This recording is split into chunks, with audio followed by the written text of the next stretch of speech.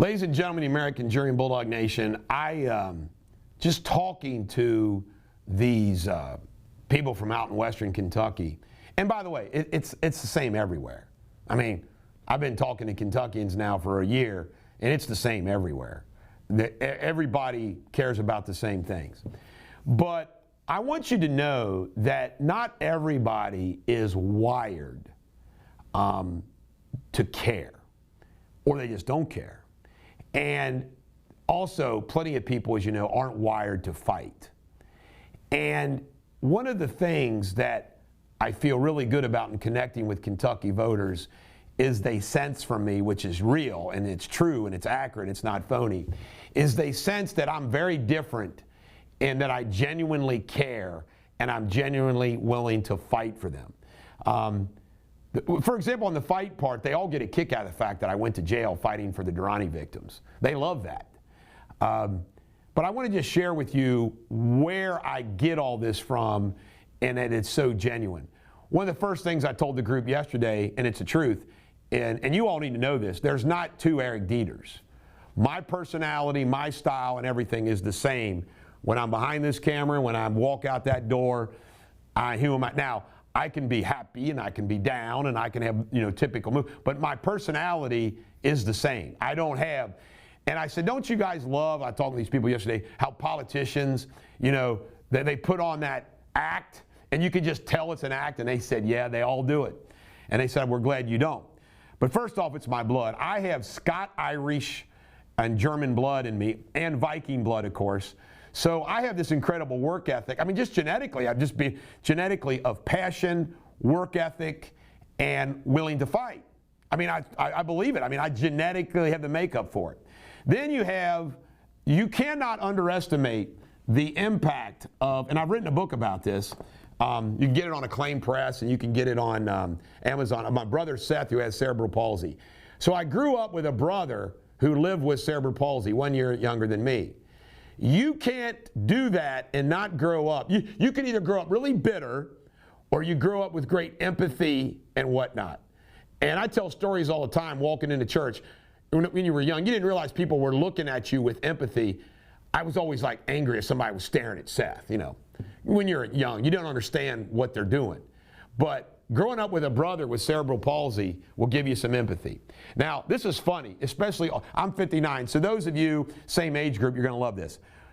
This is what we watched on television. The Waltons, Andy Griffith, Gomer Pyle, Little House on the Prairie, Walt Disney when it was good, the Disney movies, Tarzan, John Wayne, Westerns, all the old shows. Now just think about that. I mean, like Happy Days even.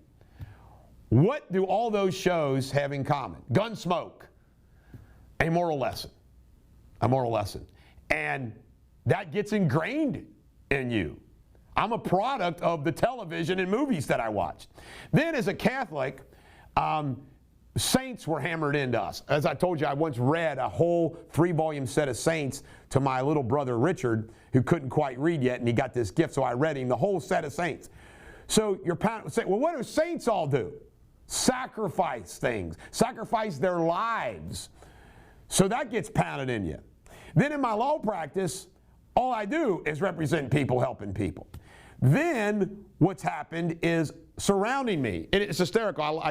You would not believe how everybody surrounding me in my office, in my life, has been nicked up or something. It's weird. It's almost like I attract good people that have had problems. We're talking about alcoholism, people who've got a rap sheet, drug addiction, teenage pregnancy, financial issues, loss. They got school children, disabled, the Durrani victims, healthcare workers, families, all that life lays on you. I have seen it. I've experienced it. I've personally observed it. I feel it. So I get you. I get that life isn't perfect. Life is hard. Life is difficult. I know what it's like, folks. You think, oh, Deters grew up with a silver spoon in his mouth. Oh, no. I grew up working, spending all my money when I was a teenager. I'd work on the farm and I'd spend all my money. During the Durrani battle, I went broke. I mean, broke. I know what it's like to have a credit card rejected.